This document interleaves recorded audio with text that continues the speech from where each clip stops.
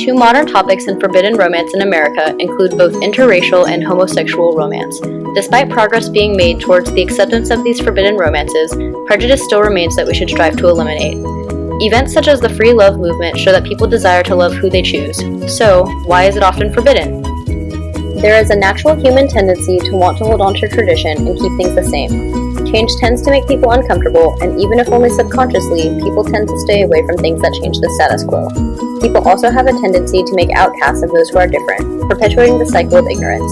Inflexible mindsets are a constant theme in the continuation of stigmatism. One of the original traditions that stigmatized interracial relationships is the one-drop rule.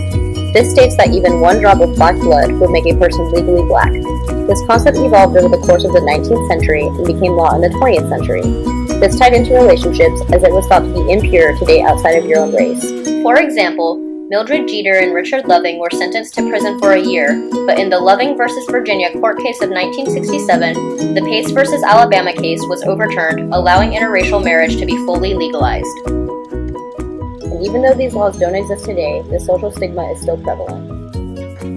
However, younger generations are typically more approving of interracial marriages than older generations are, which is a step in the right direction. As shown in this graph, 15% of new marriages are interracial, compared to 7% only 4 years prior. Prejudice against homosexuality began as early as biblical times, and quotes such as "Don't lie with men as with women, as it is an abomination," are interpreted as specifically condemning homosexuality.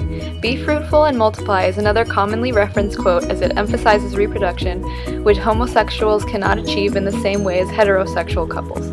However, that argument fails to take into account modern methods of birth control or infertility, as well as the fact that homosexual couples can get a surrogate or be impregnated by artificial insemination.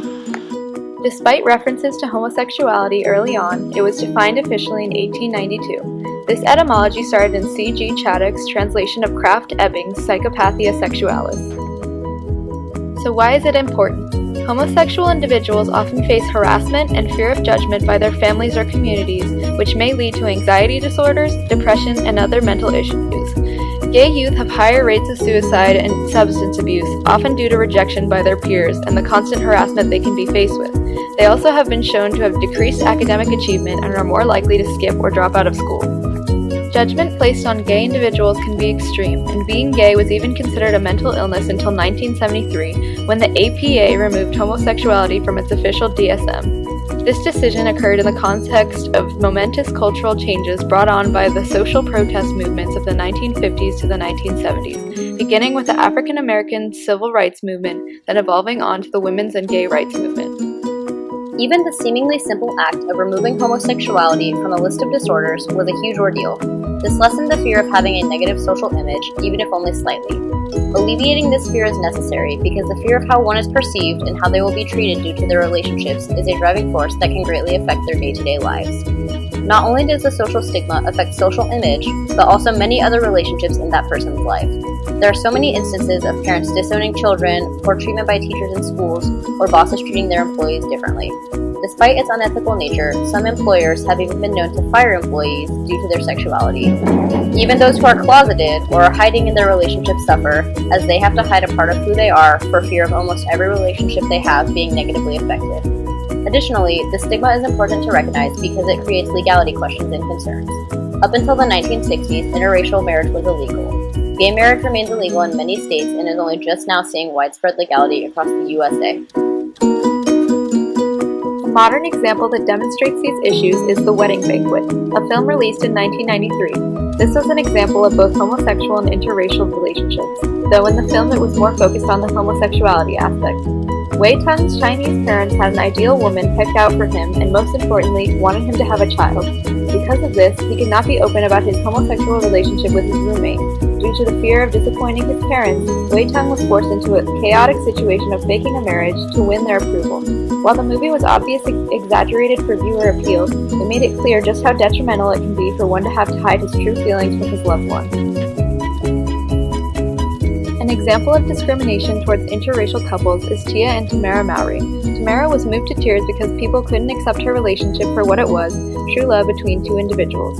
She explained how she gets made fun of, called harsh names, and is the victim of hurtful jokes and can't live peacefully due to all the hatred. But on the opposite end of the spectrum, Tia gets told that her sister did it right by marrying white, and that she should have done better, as if her marriage to a black man isn't ideal or that her husband is lesser due to his race. This shows that even if love isn't interracial, it can still be frowned upon by those who are unable to accept that love isn't about racism or keeping the bloodlines pure, but is about mutual love and caring. So where do we go from here? A lot of people don't understand why acceptance is necessary. Simply being aware of current issues goes a long way in eliminating them. Recently, there's been an upward trend of awareness as things such as gay pride parades and rallies occur more frequently and openly, and celebrities make their sexuality known or embrace their marriages despite the criticism they receive. The general public seems to be more aware of these problems now more than ever, especially with the younger generation speaking their minds and advocating support and acceptance. Once people are educated and aware, they can look inside themselves to see why those prejudices and hatred exist in the first place and possibly change them through a new understanding of themselves. If this trend of acceptance continues, it could definitely push us in the right direction in terms of these issues. After winding through the CBD, protesters ended up in front of the Treasury House for a mass illegal wedding ceremony. Couples who intended to get married were asked to step forward.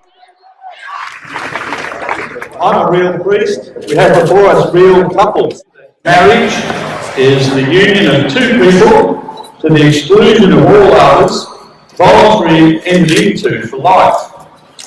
But do you take this chosen person as your life partner, to have the whole from this day forward cherish, as long as you both shall live? At the completion of the ceremony, certificates were handed out, and the best-dressed couple was asked to step forward. Squirrel Main, Green Left News.